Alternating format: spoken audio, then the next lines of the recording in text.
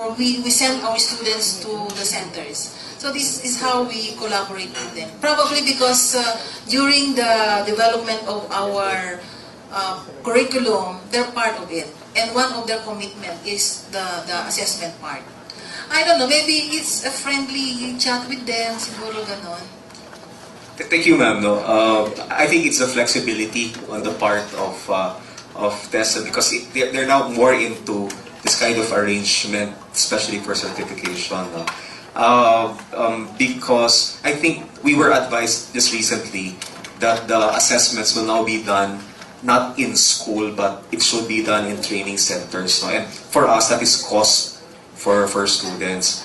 But the main thing there was that the assessments used to be done, were done in school previously. That's why we're just kind of confused why there's such there were such changes, because it seems it's not student friendly at this time. I don't know, because in our case, some of our schools are used as a venue for assessment because they have complete facilities, they have the tools and equipment. Eh, hindi ko alam yung sa inyo, no? I cannot really, meron daw na doon. One more question. A while ago, you had in your presentation says TechVoc shall be centers of excellence in their area of expertise. How is there a guideline for by the way, I am with the TechVoc Schools Association of the Philippines. Are there guidelines where a TechVoc school can partner with the neighboring high schools to be able to implement the TechVoc program? Actually, that is one of the strategies that we would like to explore under the K-12.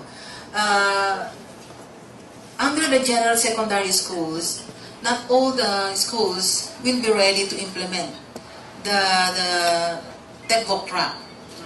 So, if there are existing schools, TechVoc schools around, we would like them to partner with all these schools. So, like what we are talking about, there should be actually a very strong collaboration between schools, among TechVoc schools, and of course between the industry and the schools. So this should be explored po. So we are open to that. Thank you, ma'am. But who can we talk to in DepEd? You can talk to us. We can visit your office. As the association, we would like to talk in behalf with our members who would like to collaborate with high schools. Thank you. May we know your name? I'm Marjorie Mendenilla, the Executive Director of the TechVoc Schools Association of the Philippines, with Colonel Alexis Caño as our President. Thank you very much. And one last question. It's not a question, it's an input. Hi, my name is Anne-Marie. I'm from DepEd. I'm currently the lead person for the Philippine Accreditation System for Basic Education. Kasi si Ma'am was asking, we want to accredit schools of excellence, then one mechanism is accreditation of schools. So, the department is currently working on finalizing the PASBE, which is a set of guidelines on how to accredit schools of excellence. And one of the types would be the TechVoc schools. So the plan is to have a pool of accreditors, and we'll be getting some specialists, of course, from your field. Kasi sino po ba pwedeng mag-accredit kung hindi yung specialist from the field? Because we intend to have schools of excellence, like for example, for central schools, non-central, and then you have your TechVoc, or schools of general high schools or science high schools. So, we plan to come up with pool of accreditors from different sectors, multi-sectoral siya. And we're even inviting the retirees to be part of the pool. Kasi ito naman yung mga nahasa na ng panahon. No? So, this is in the pipeline. That's, we're still awaiting the finalization of the SBM assessment tool, which will explain what level you are, SBM 1, 2, 3, and definitely the textbook schools are not an exception. They will also undergo the SBM assessment 1, 2, 3, and beyond the SBM 3 is your accredited school.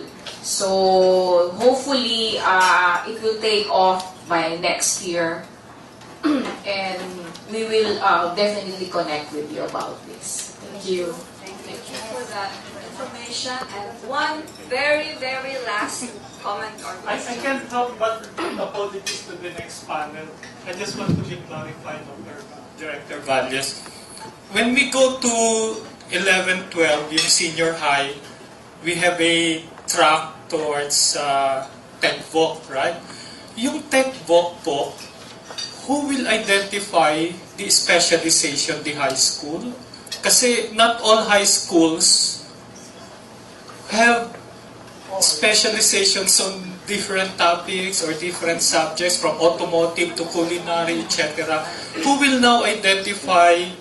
Will that mean if I'm a grade, if I'm an incoming grade 11 student and I want to specialize in culinary, and my current high school does not have that capability, does it mean that I have to look for a high school which will offer that kind of specialization, since not all high schools, especially public high schools, have the capability to offer all types? So does it mean also that it's free for all? It's every high school could identify the TechVoc school that they could offer, or will DepEd say these are the TechVoc courses that you can take? Thank you. Yeah, there are already listings actually, no, to choose from, but it does not limit them to add if these specializations are the demand of that locality. No, so it's open as long as the school has all the resources to use in implementing the program, but they can source out. That's why the key factor here is partnership with other schools. No? So a school, for example, a TechVoc school in that community offers these specializations, and my school, under the DepEd, does not have. So we collaborate with the school. Maybe we can rent their facilities. We can use their teachers to teach. So these are the things that we are exploring at the moment. So we need to generate all these best practices, valuable inputs from everybody, for all the stakeholders who can help us fine-tune the K-12.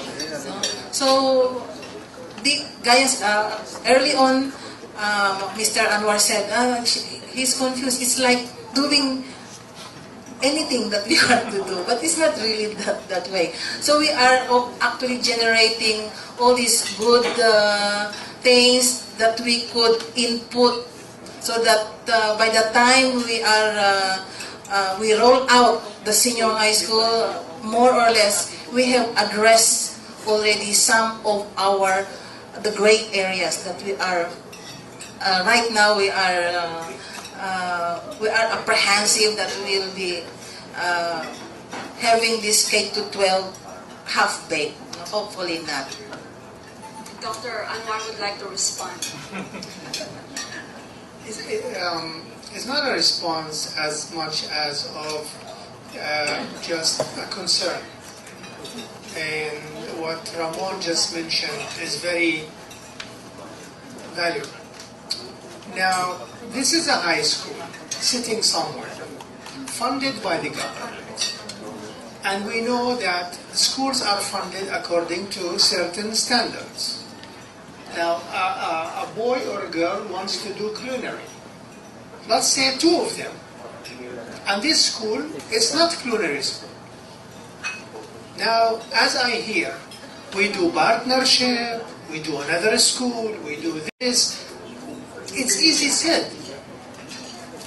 But where is the other school? How many students there? Is that school, is it a culinary school? Is it 20 miles away? It's 5 kilometers away? Now, partnership with